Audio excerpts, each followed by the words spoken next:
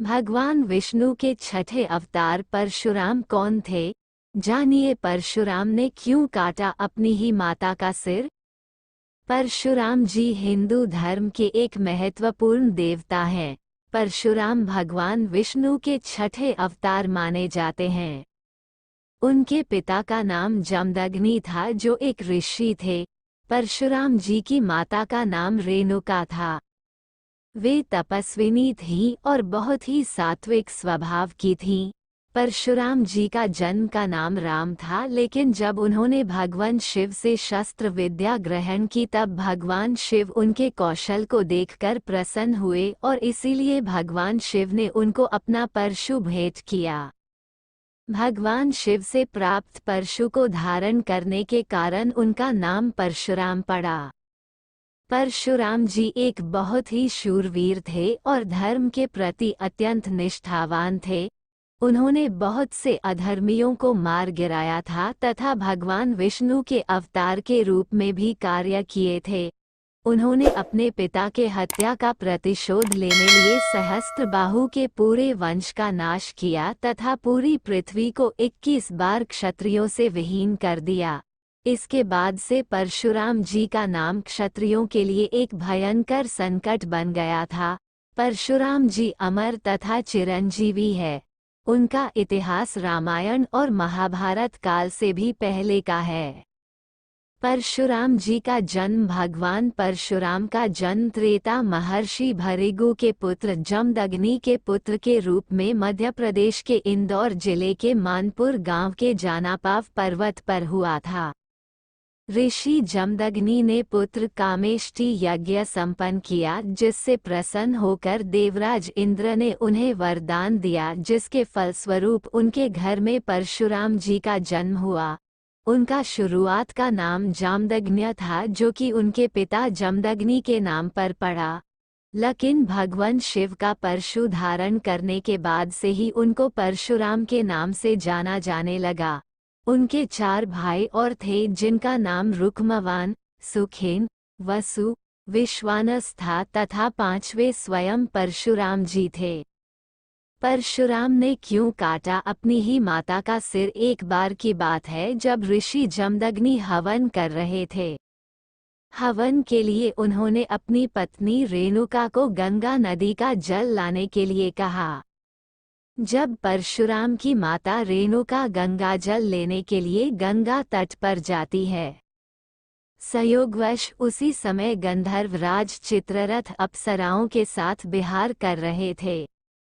उनको देखकर रेणुका उनसे आसक्त हो जाती है और वहीं पर रहकर उनको देखने लगती है, जिससे उन्हें समय का बोध नहीं रहता। दूसरी तरफ ऋषि जमदग्नि हवन के लिए गंगा जल की प्रतीक्षा कर रहे थे। लेकिन हवन करने का शुभ मुहूर्त बीत जाने के बाद भी जब उनकी पत्नी रेणुका गंगा जल लेकर नहीं आई तो वह स्वयं उनकी खोज में गंगा की तरफ चल पड़े। जानू ऋषि जमदग्नि ने ये देखा कि उनकी पत्नी रेणुका गंधर्वराज तथा अप्सराओं को विहार करते देख उनकी तरफ निहार रही है, तो वो अपनी पत्नी पर बहुत क्रोधित होते हैं। क्रोध के वश में ऋषि जमदग्नि ने अपनी पत्नी पर मर्यादा भंग करने और व्यभिचार में पड़ने का आरोप लगाया। अपने क्रोध को शांत करने के लिए तथा अपनी पत्नी के दोष की सजा देने के लिए उन्होंने अपने सभी पुत्रों को उनकी माता रेणुका का वध करने का आदेश दिया। लेकिन उनके चारों पुत्रों ने ऐसा दुस्साहस करने की सामर्थ्य नहीं था। इसलिए पिता की आज्ञा का पालन करने का साहस परशुराम जी ने दिखाया और पिता की आज्ञा पालन करते हुए भगवान शिव द्वारा दिए गए परशु से ही अपनी माता का सर धड़ से अलग कर दिया। परशुराम जी की यह पितृ भक्ति देखकर उनके पिता जमदग्नि बहुत प्रसन्न होते हैं और उनसे और वरदान मांगने के लिए कहते हैं। तब परशुराम जी ने अपने पिता से वरदान के रूप में अपनी माता को पुनर्जीवित करने का अनुरोध करते और यह भी कहते कि वो इस घटनाक्रम से जुड़ी सारी स्मृतियां उनके मस्तिष्क से मिटा दे। वरदान के अनुसार ऋषि जमदग्नि ने अपनी पत्नी रेणुका को पुनर्जीवित कर दिया।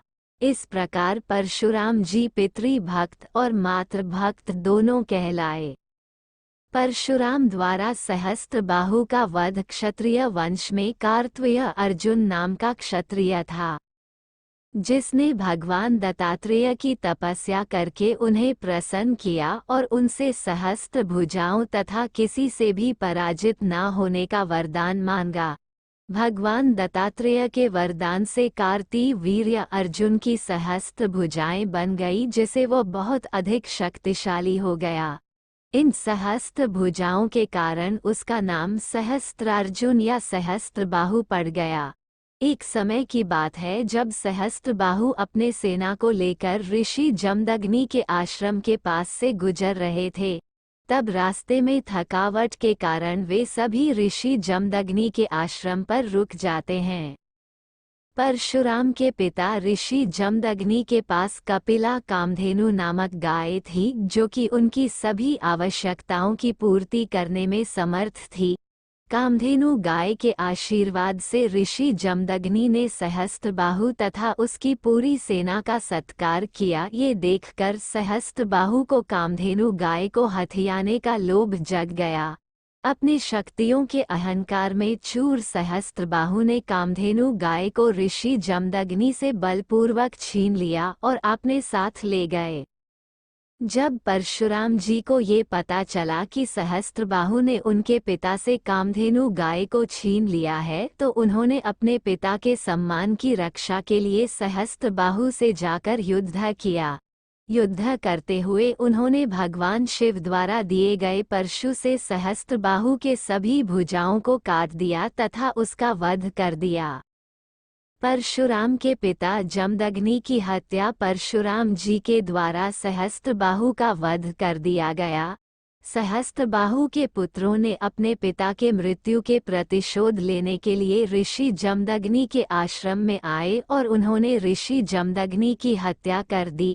परशुराम के माता रेणुका ने अपने पति की जलती हुई चिता में ही कूदकर अपने देह त्याग दी। इस घटनाक्रम जय परशुराम जी इतने अधिक कुपित हुए कि उन्होंने क्षत्रिय वंश का नाश करने की शपथ ली। पिता की हत्या का प्रतिशोध तथा क्षत्रिय वंश का नाश। अपने पिता की हत्या का प्रतिशोध लेने के लिए परशुराम जी ने सहस्त्रबाहु के पूरे वंश का नाश किया तथा पूरी पृथ्वी को 21 बार क्षत्रियों से विहीन कर दिया। कहा जाता है कि परशुराम जी सहस्त्रबाहु के वंश के योद्धाओं को मारकर कई सरोवर क्षत्रियों के लहू से भर दिए थे। उन्होंने सहस्त्रबाहु के वंशजों के रक्त से अपने पिता का श्राद्ध किया। उन्हें ऐसा करते देखकर महर्षि ऋचिक सामने आए और उन्होंने परशुराम जी को ऐसा घृणित कृत्य करने से रोक दिया।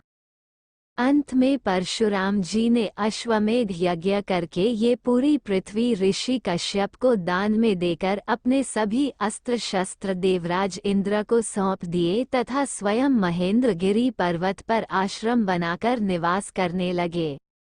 रामायण काल में परशुराम त्रेता युग में परशुराम जी का जिक्र उस समय आता है जब भगवान श्री राम और माता सीता का विवाह के समय श्री राम द्वारा भगवान शिव के पिनाक धनुष को भंग किया जाता है।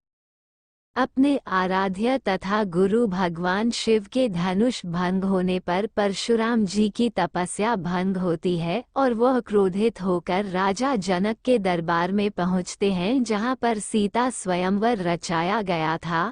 वहां पहुंचकर परशुराम जी की भेंट श्री राम से होती है और उन्हें ज्ञात होता है कि अब उनका अवतार काल समाप्त हो गया है।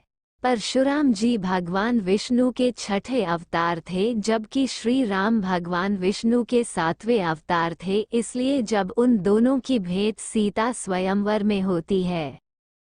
महाभारत काल में परशुराम द्वापर युग में भी परशुराम जी का महत्वपूर्ण योगदान रहा है, जिसमें उन्होंने बहुत से बड़े बड़े योद्धाओं को धनुर्विद्या की शिक्षा दी थी। परशुराम जी ने धनुर्विद्या अपने पिता जमदग्नि से तथा स्वयं भगवान शिव से सीखी थी। इसी कारण वह धनुर्विद्या तथा अस्त्र विद्या के बहुत बड़े ज्ञाता थे। पांडवों तथा कौरवों के गुरु द्रोणाचार्य, गंगापुत्र भीष्म तथा सूर्यपुत्र कर्ण ने भी धनुर्विद्या का ज्ञान परशुराम जी से ही पाया था। परशुराम जी ने कभी भी पराजय का मुंह नहीं देखा। लेकिन महाभारत काल में जब अम्बा नामक युवती को न्याय दिलाने के लिए उन्हें अपने ही शिष्य भीष्म से युद्ध करना पड़ा तो उस युद्ध में वह अपने ही शिष्य भीष्म से पराजित हो गए थे। थैंक यू दोस्तों। अगर यह वीडियो आपको अच्छी लगे तो प्लीज़ लाइक करें, शेयर करें, कमेंट करें और हमारे चैनल को सब्सक्राइब करें। Thanks for watching.